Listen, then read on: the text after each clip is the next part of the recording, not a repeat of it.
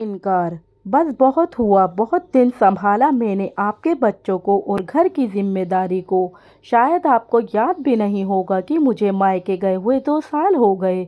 वो तो भला हो इस फ़ोन का कि अब इसमें वीडियो कॉल होता है तो माँ का चेहरा देख लेती हूँ, पर माँ की आंखों में जो दर्द है वो भी मुझे दिख जाता है। आपको तो एहसास भी नहीं होता कि मुझे भी माँ की याद आती होगी। हाँ, आपको क्या एहसास होगा? आप अपनी माँ के साथ जो रहते हैं, हर साल छुट्टियों में आपकी बहन आ जाती है। आपका तो परिवार आपको मिल जाता है, पर मेरा क्या? ऐसा कहते हुए सलोनी की आंखें भर आईं।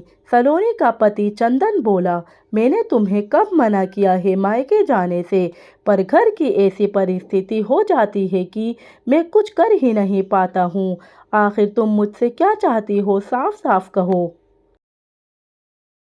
बस ये ताने मत दो, सलोनी बोली। 13 तारीख से बच्चों की छुट्टी है, मैं इस बार माँ के पास जाऊंगी। अगर इस बीच में कोई मेहमान आता है तो मुझे मत बुलाइएगा, और ना ही मेरे जाने की टिकट कैंसिल होंगी। मैं सबकी भावनाओं को समझती हूँ, पर जब सामने वाला मेरी भावनाओं को नहीं समझेगा तो कब तक मैं बर्दाश्त करूंगी।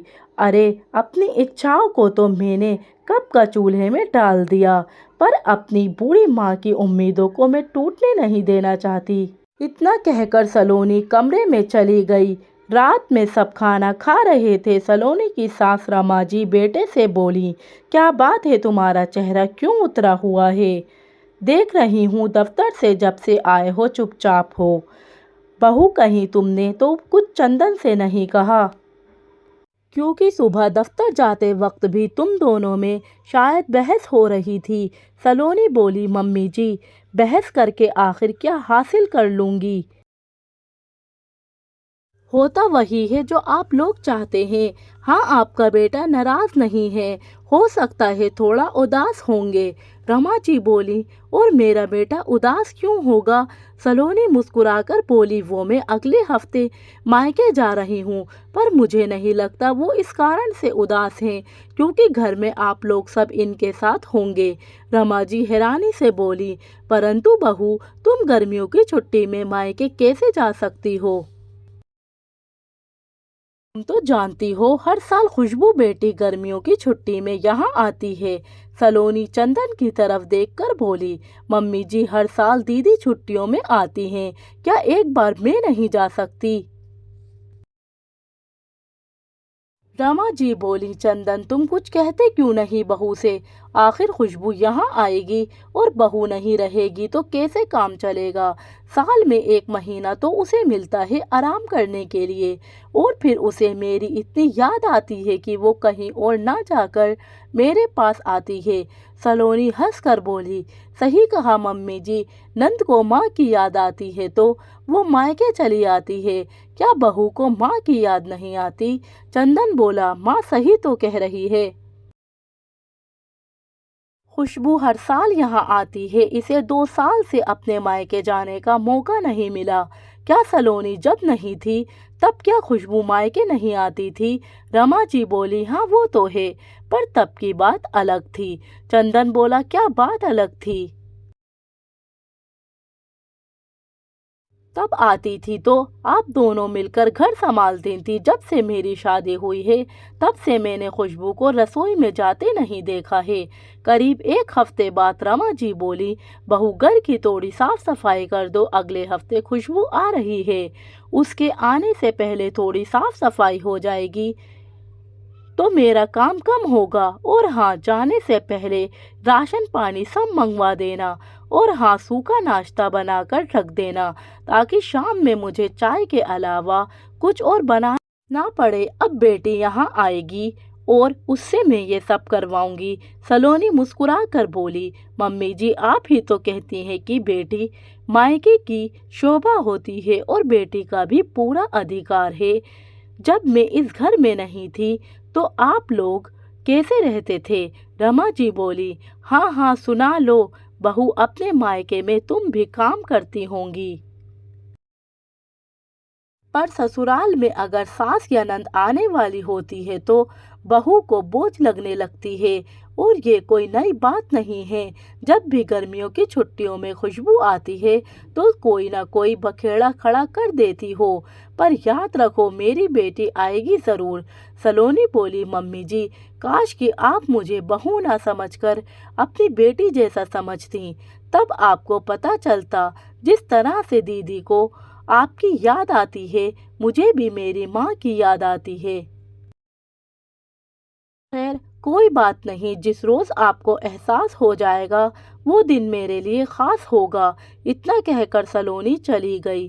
सलोनी काम वाली के साथ मिलकर पूरे घर की साफ सफाई की। काम करते करते वो बहुत थक गई।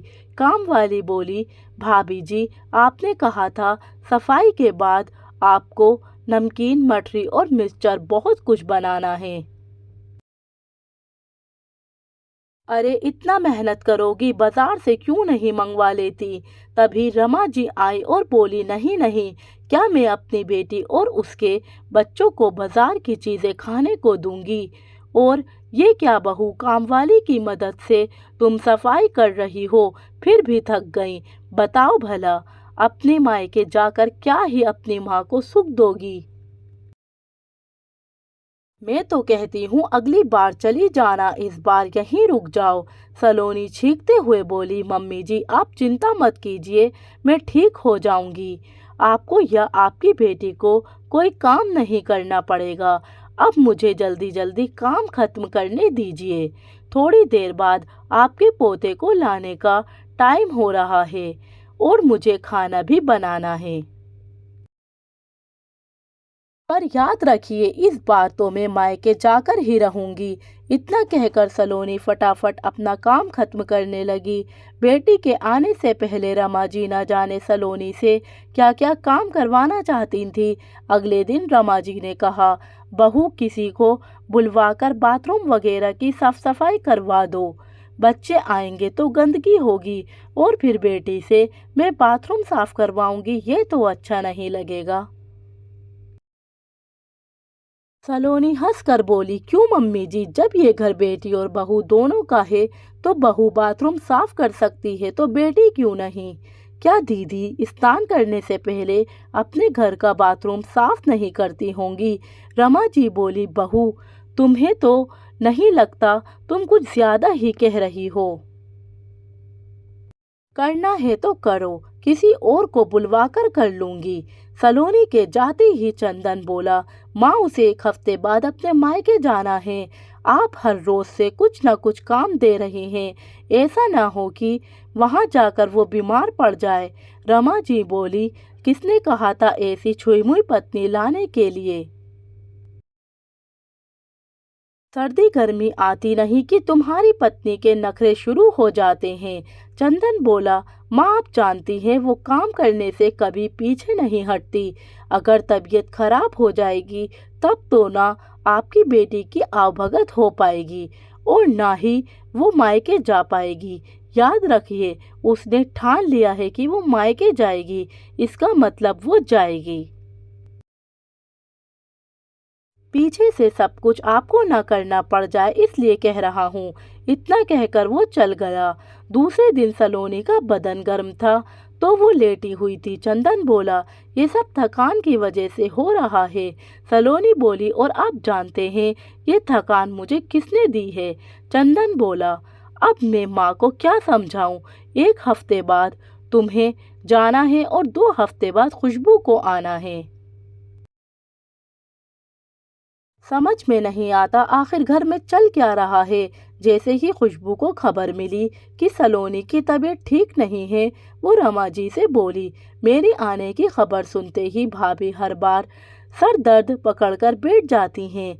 वहां आकर मुझे सब कुछ करना पड़े, फिर क्या फायदा मायके आने का। इससे अच्छा तो मैं यही हूँ। अब जब तक भाभी की तबीयत ठीक नहीं होगी मैं नहीं आने वाली।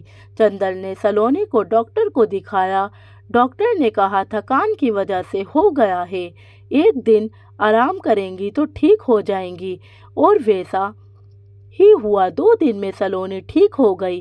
पर ये 2 दिन रमा जी को काम करना पड़ा। तब उन्हें सलोनी की अहमियत का पता चला। 2 दिन बाद रमा जी रसोई में जा रही थी। सलोनी बोली, मम्मी जी ठहर जाइए, मैं दवाई ले लेती हूँ, फिर रसोई का काम निपटा लूँगी। रमा जी ने राहत की सांस ली। सलोनी ने दवाई ली और फिर वैसे ही घर का काम करने लगी। जैसे जैसे दिन बीत रहे थे, सलोनी की तबीयत फिर बिगड़ती जा रही थी। अगली सुबह रमा जी रसोई में आई और बोली, बहू फ्रिज में मलाई बहुत इकट्ठी हो गई है, घी निकाल दो। खुशबू को हलवा बहुत पसंद है, आएगी तो इसके लिए हलवा बना दूंगी। सलोनी बोली, मम्मी जी ना जाने क्यों मुझसे खड़े होने की भी हिम्मत नहीं हो रही, आज घी नहीं निकाल पाऊंगी। आज तो आपको चाय भी खुद बनाकर ही पीनी पड़ेगी। अगर मैं थोड़ी देर और यहाँ खड़ी रही तो मैं गिर जाऊंगी। इतना कहकर सलोनी अपने कमरे की तरफ चली गई। रमा जी काम वाली को बोली, तेरी भाभी तो थोड़े से काम में ही थक जाती है, अब तुम ही मेरे लिए चाय बना दो। काम वाली चाय बनाकर रमा जी को दे दी और बोली, अम्मा जी एक बात कहूँ, भाभी की जगह अगर आपकी बेटी होती तब भी क्या आप ऐसा ही करती?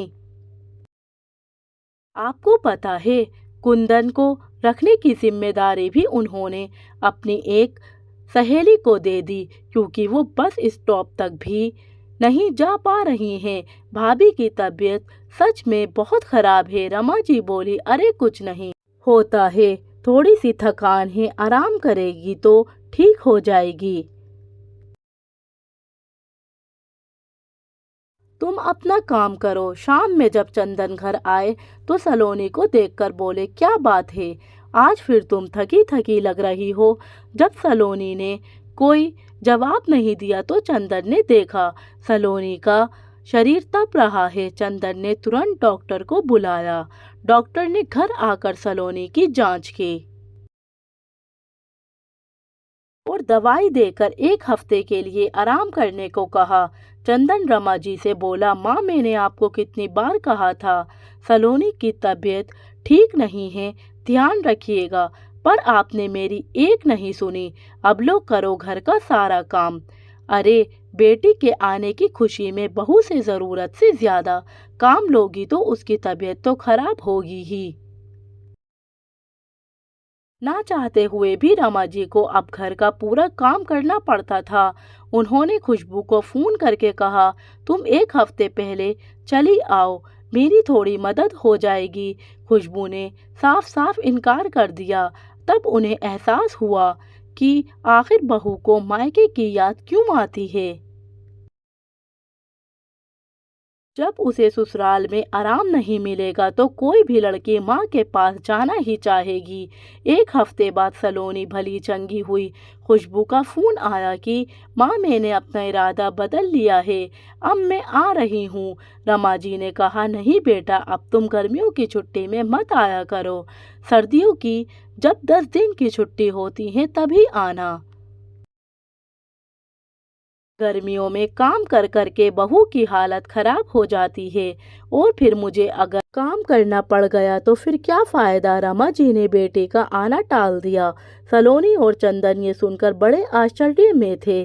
तब काम वाली बोली, देखा भाभी, जब खुद पर बात आई तो अम्मा जी को सब पता चल गया।